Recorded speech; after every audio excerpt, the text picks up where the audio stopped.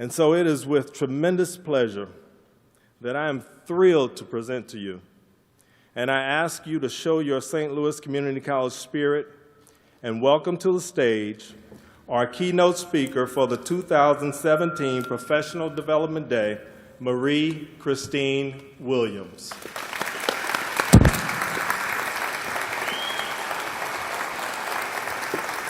Thank you. Thank you for introducing me.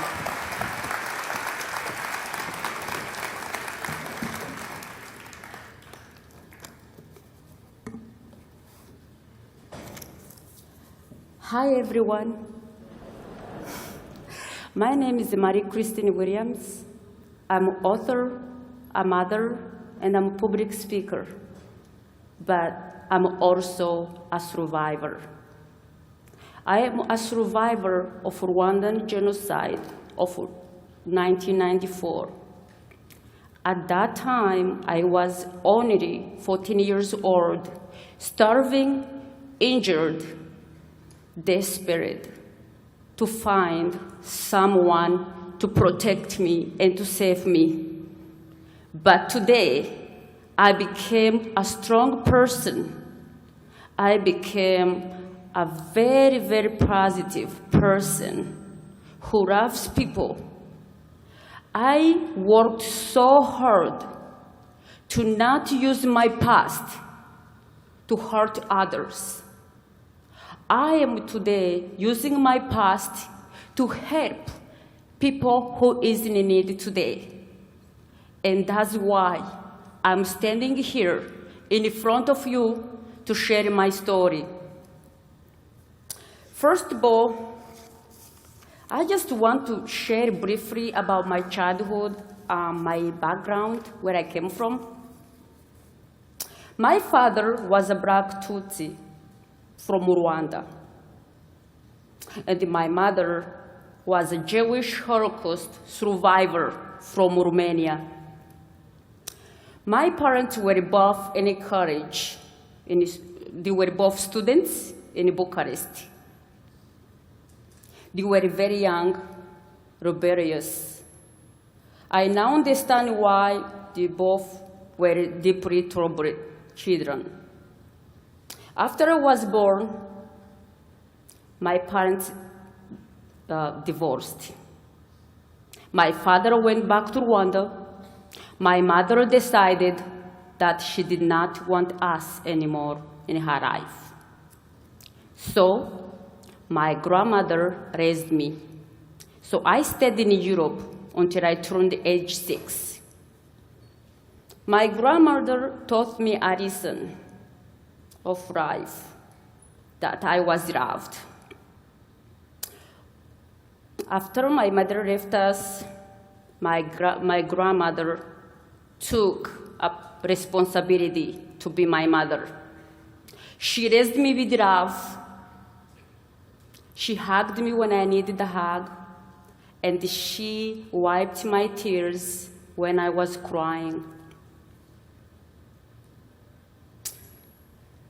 Anyway, to start off over again, I just want to tell you that the love I had from my grandmother was cut short when I turned 6. My father decided that it was time for me to move back to Rwanda to be with them. My life changed forever. I lost the mother I knew. I lost the love. So, as soon as I moved to Rwanda, my nightmare started. I was abused. I was beaten every day. I was told most of the time that I was worthless by my father, just because I looked like my mom. I just want to let you know that my story is about the triumph. My story is about to honor people who passed away and to anguish of the living.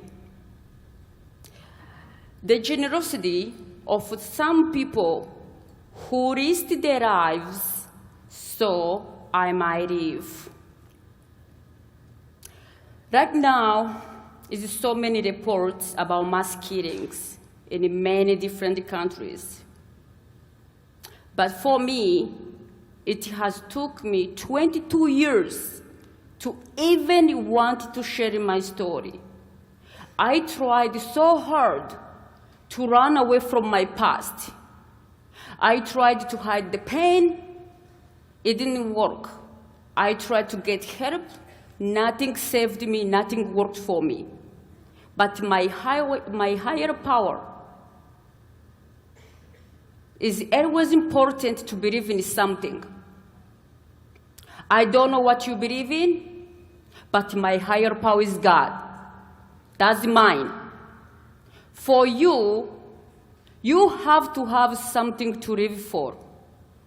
If you don't have something to live for, you will be stuck in the past, and you will never see a sunshine. As for me, I had more excuses to be anything bad, but I didn't want that. I always had a dream, and my dream came true. I'm very happy today. I'm happier than I ever been, and I will never use my past to bring anger to others. It's very hard to forget a past. You know, I just want to let you know that you don't have to be a survivor of genocide to be a hero. You, as a person, you can be a hero in your own way. Every morning when we wake up, we have to go to work. We have struggles. We might be grieving. We might be sad. We might have even the neighbors who need us. We all have to stand together and help one and the other. I believe that's why we're all here. We woke up, and there's so many people who didn't have this chance today. I just want to share my story about how I survived the genocide. But I do not want you to feel sorry for me, because my past made me who I am today as a person. My past helped me to become a better person and to be able to help others. I just want you to know that your life is in your own hands, and it's not fair to use your past to hurt other people. It's not fair to be disrespectful or to judge each other because of how we look like. We have to judge each other by our character, by our morals, and our behaviors. Those are the three things in life we have to judge each other for. Because you know what? Our bodies, we didn't pick them. You didn't choose to be who you are. You know, you're here for a reason. We must come together as a community, work together to make this world better. And the only way we can do it is to work together as a community to help one and the other. If you see someone who needs you, don't turn the back on him. Help him. I'm still here today. So many people risked their lives to feed me, to hide me, to clothe me when I was naked. I would like to share a short video about Rwanda briefly. Then I will go in and share more about my story. Okay, 100 years of Rwandan history in 3.5 minutes. Let's see how we go. Before the Europeans came, people knew where they stood. The elites were the Tutsi and the peasant masses were the Hutu. Rwanda was ruled by a king. and he was a Tutsi. Tutsis loved their cows with their beautiful long horns, but the Hutu farmers thought the cows were a nuisance, always trampling their crops. In the 19th century, the Europeans divided Africa up and colonised a bit each. Germany got Rwanda, but after the First World War, the other countries told the Germans that they couldn't play with their African toys anymore, and gave Rwanda to the Belgians. The Belgians found the Tutsi easier to get along with, more like themselves in fact. So in 1933 they introduced ethnic identity cards and made sure most of the jobs and education went to the Tutsis. After 25 years of being exploited by everybody, the Hutus decided that since they were 85% of the population, democracy, or something like it, sounded pretty good. The Belgians saw the writing on the wall and promptly switched sides and started supporting the Hutus. This was a surprise to everybody, and things got a little crazy. Hutus started using their newfound power to squash the Tutsis, and then a couple of years later, in 1962, Rwanda got its independence from Belgium. But it was more like a bloodbath than a democratic revolution. And for the next 35 years, Rwanda and its neighbours got caught in a cycle of killings and revenge. Hundreds of thousands of people became unwelcome refugees in surrounding countries. Many Tutsis fled north into Uganda, which was like jumping out of the frying pan into the fire because Uganda had its own murdering dictators. So for decades, those unhappy Tutsis dreamed of going home to Rwanda. Meanwhile, south of Rwanda, in a little country called Burundi, the Tutsis were still in power and murdering the Burundi Hutus. So the Hutu refugees from Burundi fled into the south of Rwanda, determined that they would never let Tutsis treat them like that again. Yes, it's getting complicated, isn't it? The Hutus in Rwanda didn't know what to think. On one hand, they'd overthrown their Tutsi masters and got power for the first time, but on the other hand, there were plenty of Tutsis left, and one day they might come looking for revenge.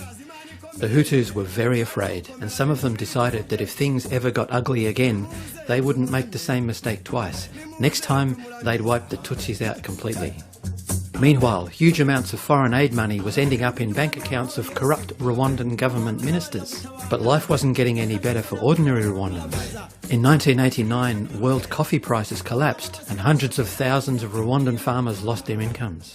In 1990, many of the children of the Tutsi refugees in Uganda decided it was time to come back to Rwanda and sort things out. Their rebel army, the RPF, marched out of the Ugandan bush to make war on the Hutu Rwandan army. The Hutu government of Rwanda saw a way out.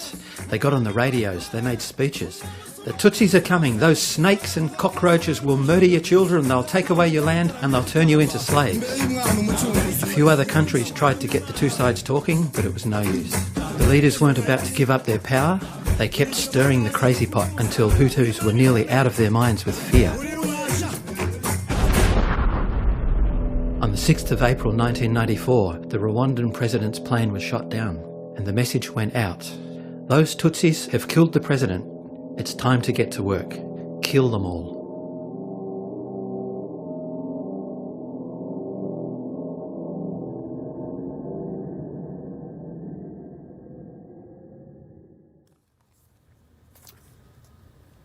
Thank you. So, Okay.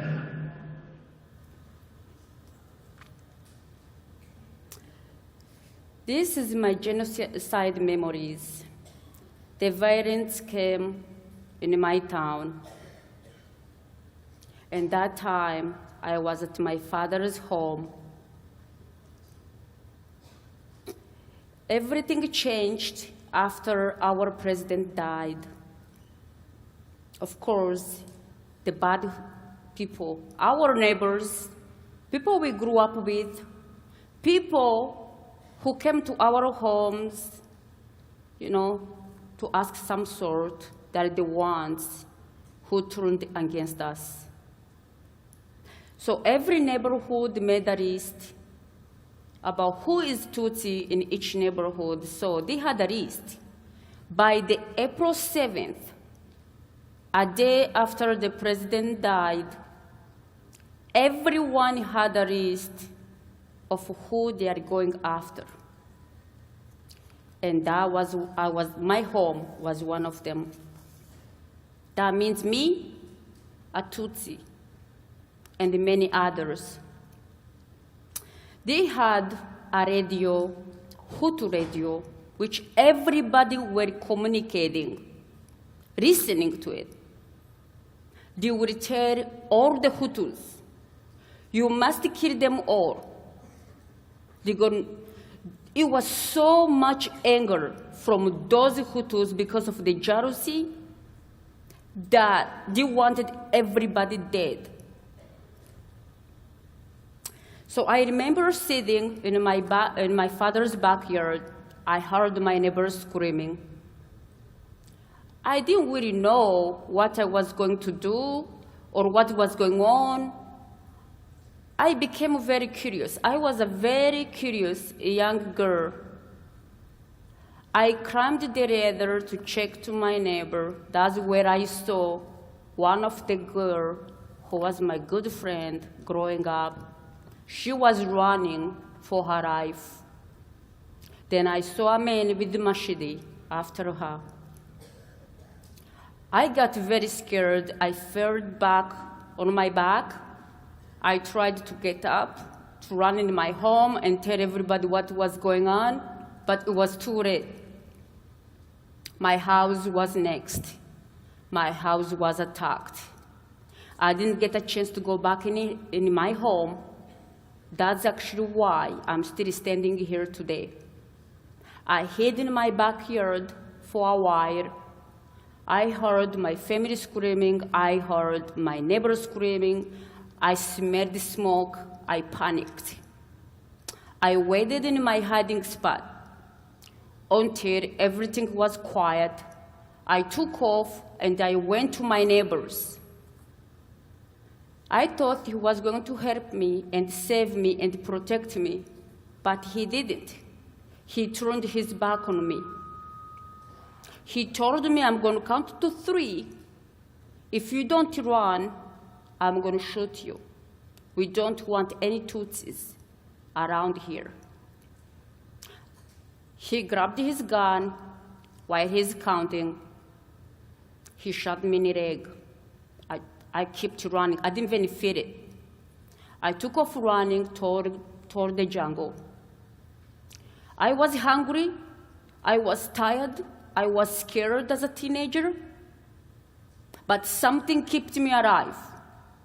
I don't know what it was, but every time I got caught by the bad people, some way, some reason, I survived.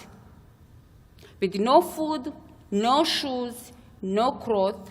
It was rainy season in April.